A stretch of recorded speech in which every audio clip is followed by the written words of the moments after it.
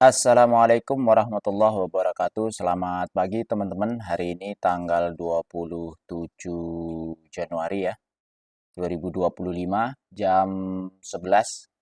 Ini libur, siap-siap sebenarnya mau camping. Jadi sebelum di hutan bahas sebentar terkait dengan MPMX.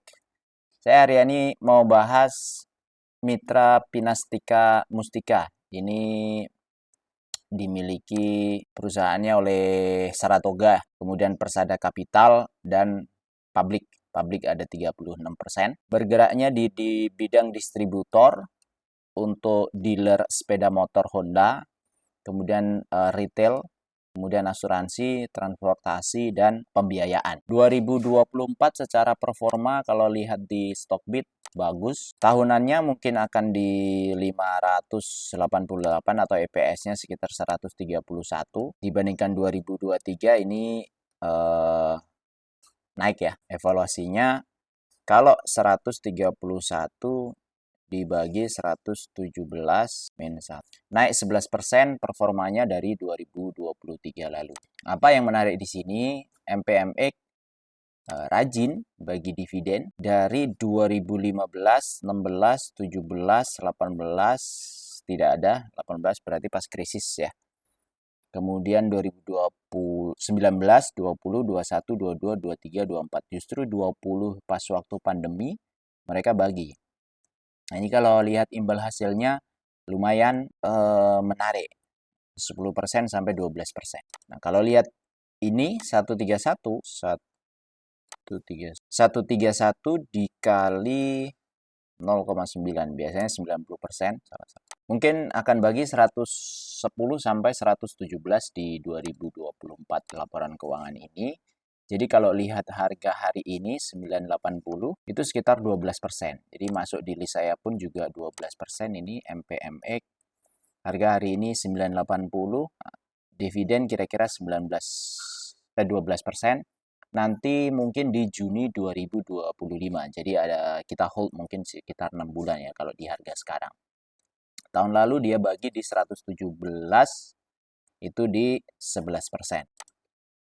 Sorry salah nih 115 itu di 11%. Nah, kalau harga bottom di sekitaran 915 ini setelah bagi dividen sempat turun jadi di 2024 lalu di bulan Juni. Kemudian naik-naik dan sekarang posisinya di 980. Nah, teman-teman kalau mau nyicil ya perlu dicek ya secara historis bagaimana, kemudian resikonya bagaimana. Ini kalau melihat memang di bawah MA 200. Ya, sekali lagi keputusan semua independen ada di kita semua. Jadi tidak ada kepentingan untuk menyarankan atau kepentingan untuk influence beli perusahaan ini. Itu dari saya ya, disclaimer dari saya.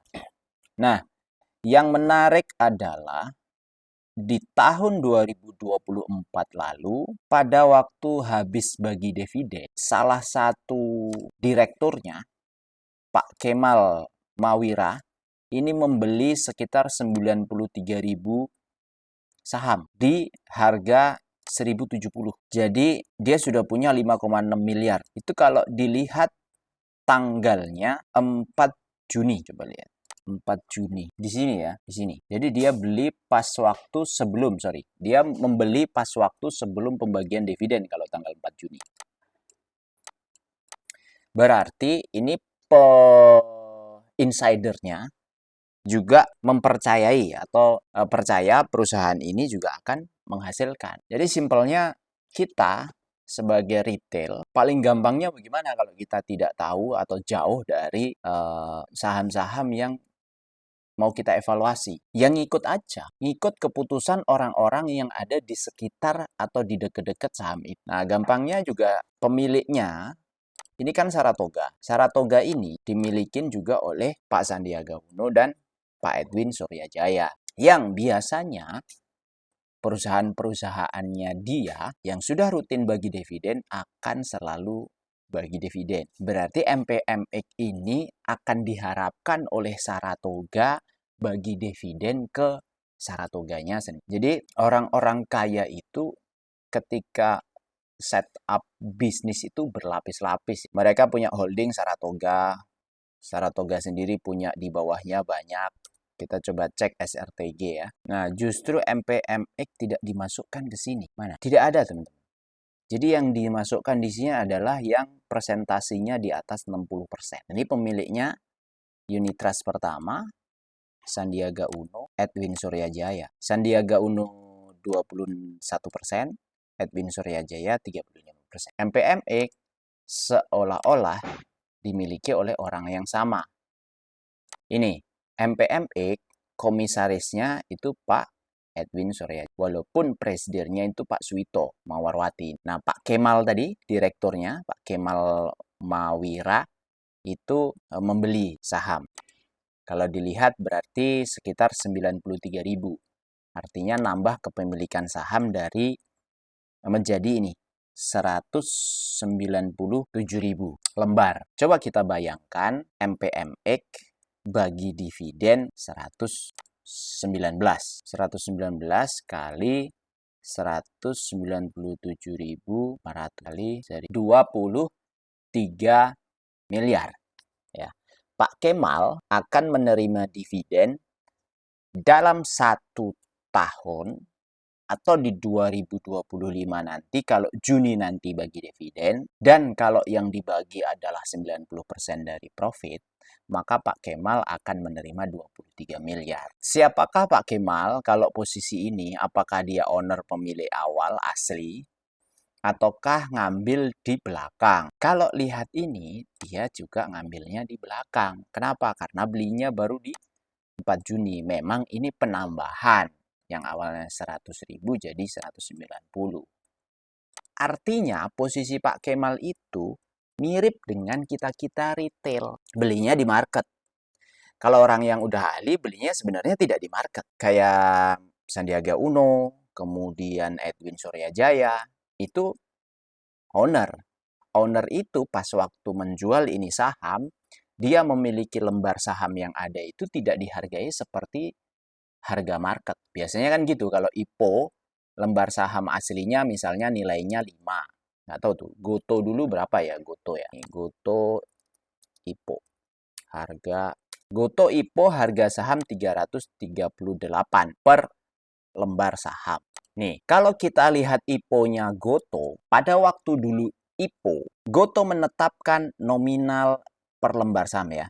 Saham seri A yang seluruhnya merupakan saham baru dan dikeluarkan dari portable emiten dengan nilai nominal Rp1 per saham, mewakili sebesar 3,4% dari modal ditempatkan. Kebayang nggak?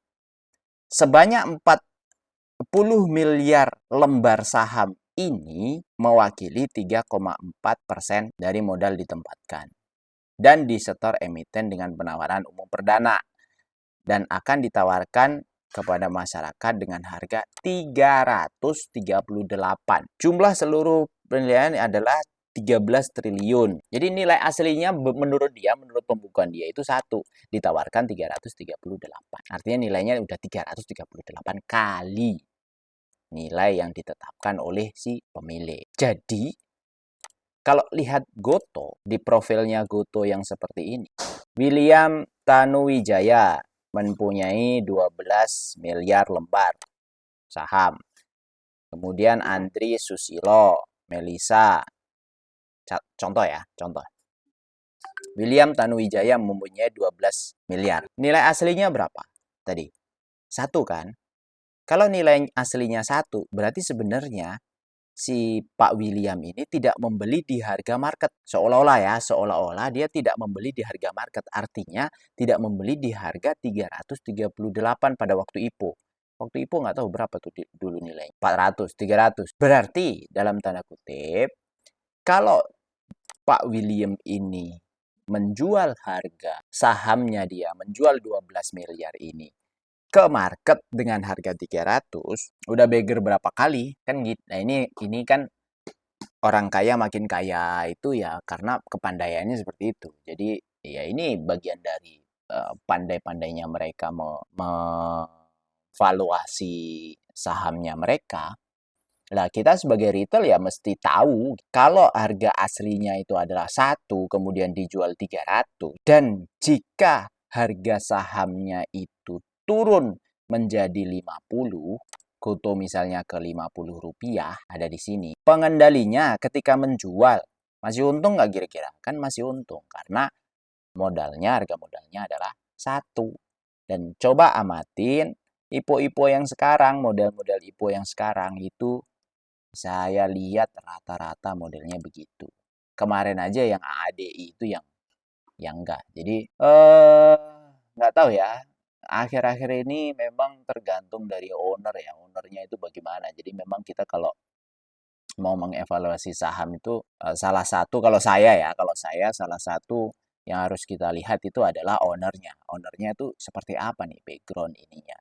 Nah, kemarin ada EIPO, oh nggak bisa nih EIPO. Kemarin ada EIPO dari MDIY misalnya, ya. MDIY itu menawarkan saham 2,5 miliar, kemudian saham ini nominalnya adalah Rp25 per saham. Ditawarkan ke masyarakat dengan harga sekitar 1.600 sampai 1.008. Artinya mereka menjual sebagian kepemilikan perusahaannya untuk mendapatkan modal di pasar saham dengan cara sebagian kepemilikan itu tadi pindah ke masyarakat umum. Jika dilihat dari 100% kepemilikan saham ini, yang awalnya itu Azara, Darwin, Aga, Veloh, Koh, Leong, Edwin, dan Indosiam ini memiliki 100% saham, dibagi akhirnya ke masyarakat sebanyak 10%. 10% ini nilainya berapa? Posisinya dijualnya adalah 1.600. Harga aslinya adalah 25. Berarti berapa kali lipat? Terus 64 kali lipat dari harga aslinya. Apakah memungkinkan ini untuk kita evaluasi? Perlu nggak kita beli? Ya bisa dievaluasi. Bisa-bisa saja. Apakah mahal, apakah murah? Ya itu tergantung. Tergantung orang yang menentukan evaluasinya based on apa. Kalau evaluasinya based on dividen, kita lihat misalnya kebijakan dividennya. Dividen akan dimulai di tahun buku 2025 dan seterusnya. Manajemen berkomitmen paling sedikit 40% dari laba bersih. Nah, sekarang MDIY, kalau kita evaluasi laporannya, bagaimana? EPS-nya 42. 42 dikali 0,4 karena tadi paling sedikit kan, paling sedikit 40% ya, 0,4 artinya 16. 16 kalau harga sekarang 1675 dibagi 1675 di 100 berarti 1% dividennya. Kalau itu 40%. Kalau 100% dibagikan bagaimana? Berarti 42 dibagi 16, 2,5%. Mahal apa murah? Ya tergantung kita. Bagi saya, kalau saya mengevaluasi termasuk mahal. Kenapa? Karena ada perusahaan lain yang memungkinkan untuk bagi seperti. Tapi ada orang yang ini menilai murah. Ada. Apa penilaian murahnya? Oh, nanti prospeknya begini, 10 tahun lagi begini, 50 tahun lagi begini. Ada. Beli saham sekarang dievaluasi 50 tahun kemudian atau 10 tahun kemudian, ya ada. Ya nggak apa-apa.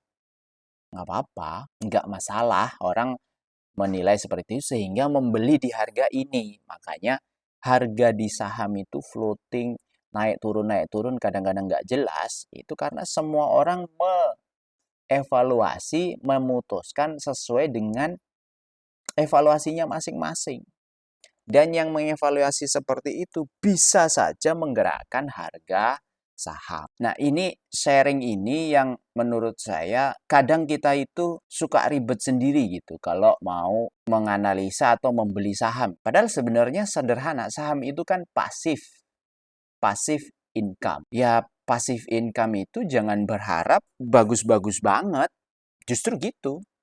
Justru harusnya kita tidak mengharap terlalu bagus to good to be true. Masa iya pasif income melebihi hasilnya, melebihi aktif income. Enak banget, udah pasif melebihi aktif kan?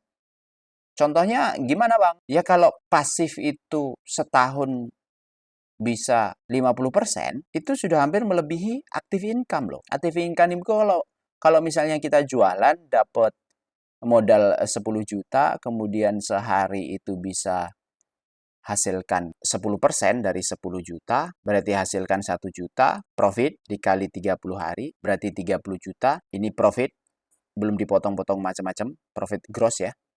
Ketika dipotong-potong misalnya ke sisa 10%-nya, atau modal 10 juta tadi, pas waktu akhir bulan dapatnya 3 juta. Kan bagus, 30% tuh sebulan. Setahun berapa? 300% lebih kan? Ya pasti pasif income itu pasti lebih baik. Saya modal saham itu 5 juta, lebih baik saya buat modal untuk jualan charger, untuk jualan handphone. Apa tuh namanya? Ininya handphone nih, ininya handphone nih. Ininya handphone nih. Lebih baik buat jualan kayak gitu, lebih baik saya buat jualan kacang misalnya. Lebih baik saya buat jualan minuman, jus. Ya pasti, karena itu aktif income. Bagi saya mustahil, gak adil kalau kita men-set up passive income itu lebih baik dari aktif income. Jadi kesimpulannya bagaimana terkait dengan MPMX? Kalau direkturnya masih percaya menambah kepemilikan dari market, harganya masih 1070 per saham. Kemudian harga saat ini di 980. Apakah tidak logis kalau kita ngikutin direkturnya, ngikutin keputusan direkturnya? Nah, teman-teman evaluasi sendiri ya. Disclaimer, ini bukan ajakan jual beli, terus terang, karena saya belum juga punya barang di sini, belum punya barang harga bawah gitu ya. Saya justru beli di kisaran mirip-mirip dengan direkturnya. Dan ini kebetulan kemarin turun, ya, sempat turun nih, ya cicil-cicil. Dan saya kira video saya ini nggak bakalan akan bisa pom-pom. Cuma saya pengen sharing bahwa investasi itu seharusnya simple. Investasi itu seharusnya sesimpel ketika kita memutuskan pada waktu diajak join bisnis dengan kawan kita. Evaluasinya bagaimana, apa yang kita lihat. Nah, beli saham seharusnya juga seperti. Kalau kita belum pernah mengalami, maka kita mesti belajar ke sana. Nah, ke depan bagaimana MPMX? Saya nggak tahu, tapi kalau melihat bagaimana mereka berstrategi, mulai dari kolaborasi bisnis, portofolio baru, kemudian teknologi, ada digital, ini masih menarik. Dibuktikan dengan hasil di 2024 yang masih menarik. Memang kalau di evaluasi kuartal per kuartal agak aneh. Dan laporan keuangan itu bicaranya pencatatan. Kita tidak tahu persis secara operasional di sana bagaimana.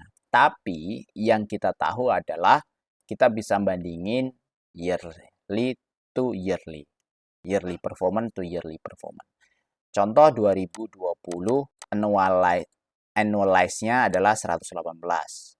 21 412, 22 606. Yearly-nya begitu. Walaupun di kuartalannya naik turun seperti ini. 2023 turun dikit. Apakah 2024 akan naik daripada 2023 atau bisa menyamain 2022? Saya nggak tahu. Karena mobil memang ada sedikit turun. Mobil utamanya. Kalau motor masih agak stabil. Mobil itu turun. Daya beli katanya sedang turun. Ya kita lihat. Itu aja dari saya. Semoga bermanfaat. Wassalamualaikum warahmatullahi wabarakatuh.